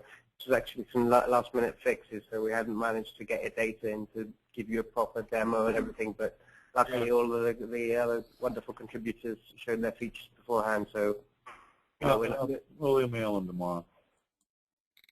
Yeah. I got an idea for you. It's impressive. The whole thing is great. See all this progress. I have a question. So we used to have this search function, which seems to be disappearing here. No, yeah, that's actually, yeah. No, it's yeah. You brought this up yesterday, so I blame you for that. Yeah, it's there. Yeah. I'm sorry. That's different search. It's different search. So the faceted search. That's on the other branch. That's a faceted browser again. This is again different. There used to be a search where you can put in like a signature, and it would do like an enrichment analysis. That's this small I'm pointing at. It has no data, so it's doing nothing. Oh, I see. Oh. Well, but if I click it as it has no data, no real, I can. That's exactly as I said. Everything is in there. We just need to populate a bit. You're talking about the input of a list of genes or set of genes, right? Right. So this is different from I still don't think that this is the same thing what I'm talking about. Okay. So there used to be a search interface where you could either search by one gene or by a signature, but you are really searching through analyzed data, not through raw data, right? So where you have really analyzed the data and you generated a lot of gene lists, and you are searching through those gene lists, and you do kind of an enrichment analysis.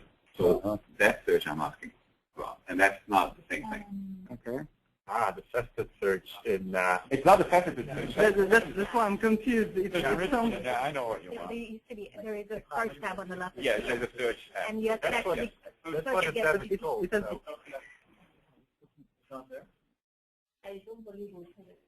Well, it was ported to Postgres.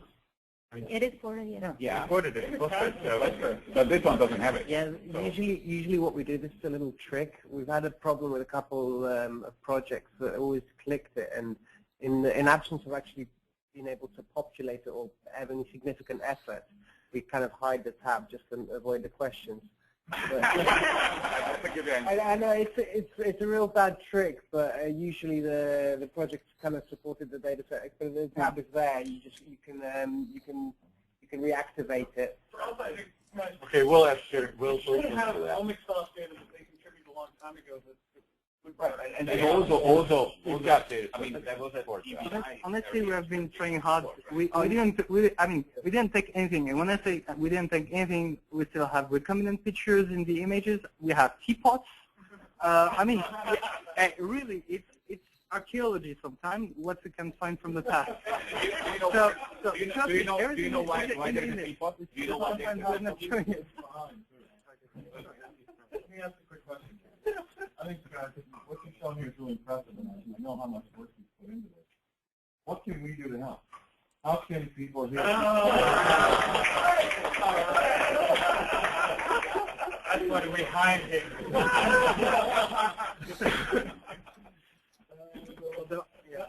So proof is everything is in there. Really, when I say everything is in there, we didn't take anything. We just tried to make it work. But the search is still on the other branch, so we'll see at the final version when we merge the two branches that everything is accounted for. Right now, our biggest issue is to port properly the two branches onto the two databases, and then account the two, and then merge the two and account that everything is still in there after the merge. This, we merge 11 branches. We have 2 working branches out of this. So yes, at some point we'll, and people like you will tell us, we're missing bits. Where are these gone?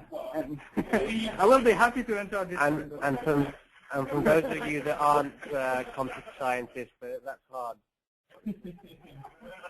Well, one thing came out in the content committee meeting today, and it came out here, is that we can help you, make sure that you have the data sets to support various features, and make sure that the data sets that we're releasing are the right ones to show off the features. And there's many around the room that can help with that. Especially, and then have that available for the test zone. Especially for the search application, Reinhardt's group we're working with in ETRIX from the University of Luxembourg have created a part of the entire ABI gene atlas data, which can go in there as well. So some good work there. That would be great. Make sure you reach out into this group and grab what you need in terms of help. Paul, another question? Yes. For you and for Keith about the genome browser. How scalable is it? How did you test it with multiple human samples? So you have full genome, and did it work? Up to what point did you try scanning it? Because I don't want to try using it if it were. So what was the maximum that you loaded? That's a really great question, and we did not test it to the fullest extent. In a way, it's more of a matter of the database configuration than of the genome browser, because the genome browser GUI really only takes a part of the data, which is then again translated to a database query. So the question is really, how good are your Oracle DBAs in configuring the VCF table, which is really a very simple table, which is almost literally VCF files. And making the indexes for that. And yeah, it can be done for sure, but we have not tested the limits of that yet. I hope someone wants to. So. Oh yeah. Yeah. Okay. Yeah. Kay, it's just so if it really is about an Oracle. Can you speak up a little bit, please? Sure.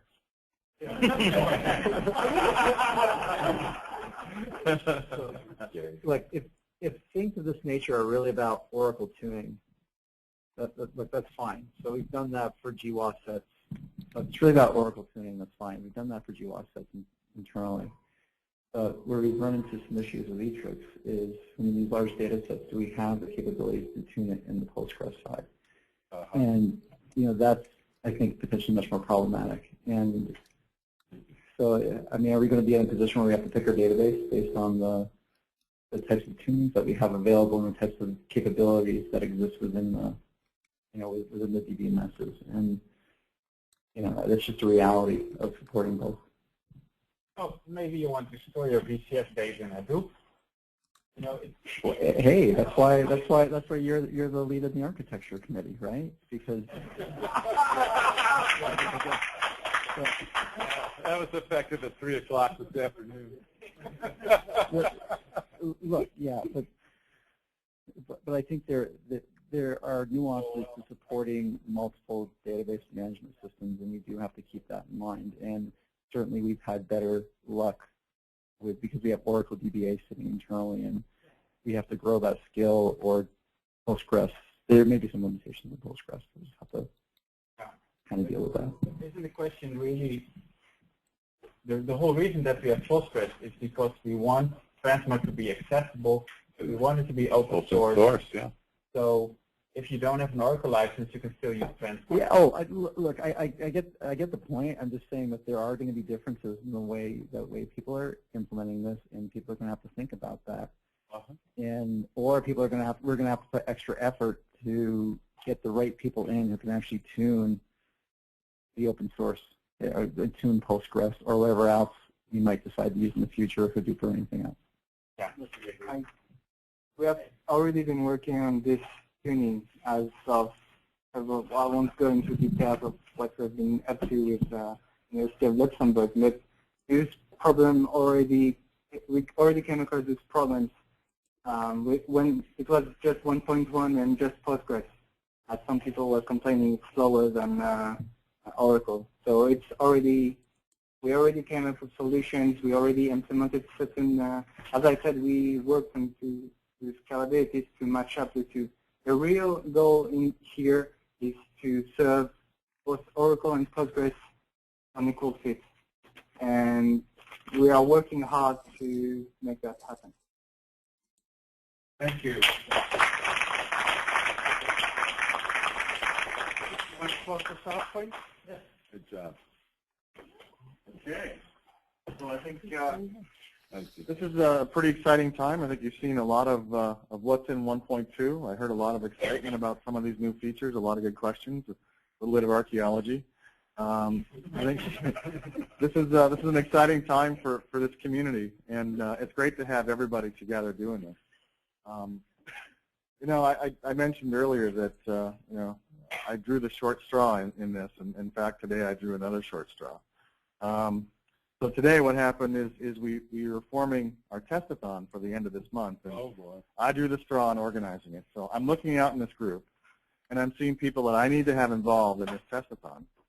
And we're going to reach out to you, and what I'd like you to do is, if you'd like to contribute to this, we need data sets, we need testing scripts, we really want to have a quality product here, and we want to be able to collect the bugs, fix the bugs, make this thing work. This will be end of May. We still have to set a date for the 3 days.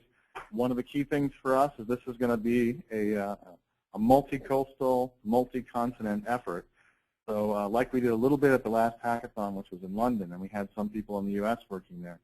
We're going to have people working remotely on the West Coast, the East Coast, and in Europe as a part of this. And so it's going to be a challenge. I hope you all will help out with this. But this is going to be the first ever testathon, and maybe documentation-a-thon, we'll see, that we're going to attempt. And I know that already additional groups that have not been part of the hackathons have stepped up, Rancho Biosciences, Cognizant, and Thomson Reuters, and others. And I want to encourage all of you to get involved. So you can send an email to me, keith.ellison@transmartfoundation.org. But we want to organize this. We're going to get going. And I'm going to reach out to several of you to be involved in the organizing committee for this. And we're going to meet, you know, once a week for the next few weeks until we get this thing going. The other thing I'll point out is that as a foundation, there are expenses involved with these things. We've been very fortunate to have a number of groups step up and sponsor some of these events. Sanofi in particular has been great about sponsoring our hackathons. And if any of you out there have the means to support aspects of this testathon from a financial perspective, let me know. Rudy will be organizing some sponsorships around it and give you recognition for those kinds of investments. But this is all about, you know, people contributing to the common good here. And if you can, you know, please step up and let us know. With that, what I'd like to do is thank all of you for coming. This is a great turnout. It's better than I expected. It's fantastic to see everybody here and all the energy. I want to thank Dan and Dave and the people at Deloitte for sponsoring. You guys have been great partners in this, you know, from the very beginning and continue to be, and I really appreciate that. With that, I'd just like to thank everyone and say, you know, thanks for coming and have a good night. Photo? Oh, we need a group photo. Okay. Yeah. Who's organized? Look at all these people over here. Can we do like a panoramic in the room? Yeah, why not? One person goes to one corner. We can all move, like, maybe we should all get on one side of the room. Okay? We'll leave it to you to organize. Everyone goes this way. That way we at least are. And all the tall people join me in the back. Just with you, Yanni. Just with you. I think we're allowed.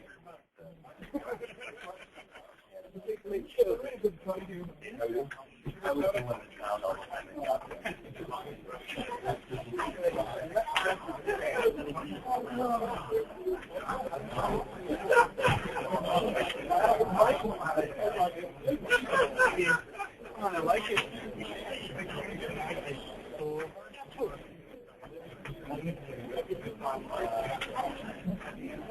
People now.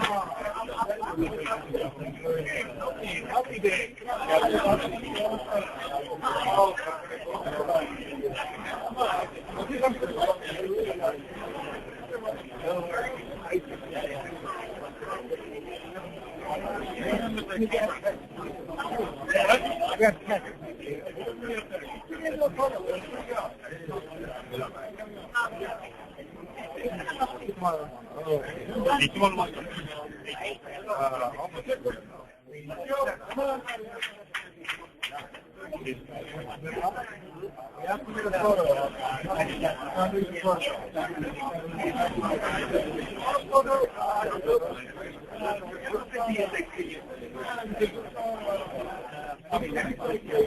You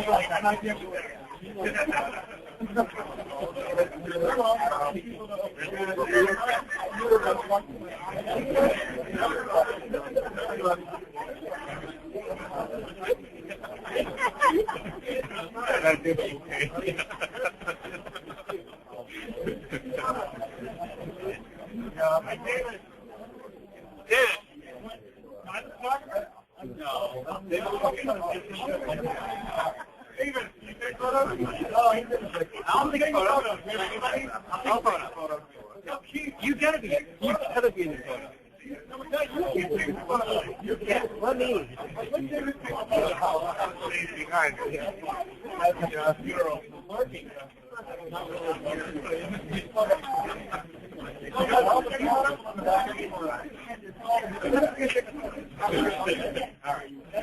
this photo will work. I can go back.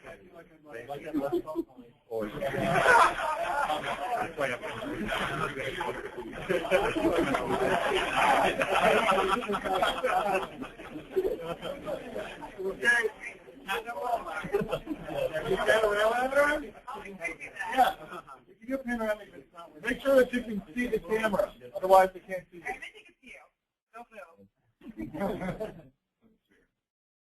I've done this in a while.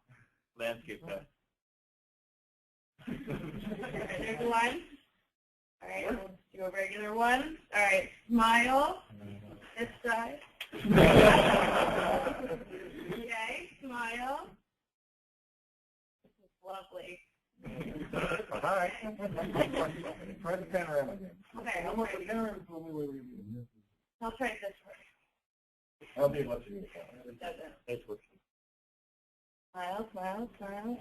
Oh yeah, good. Oh yeah. Good? Great.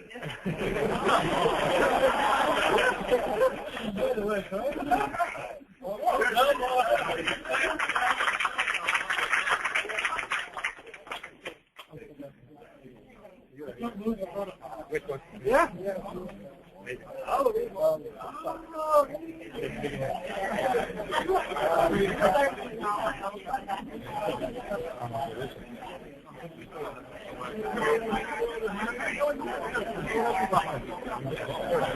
Thank you.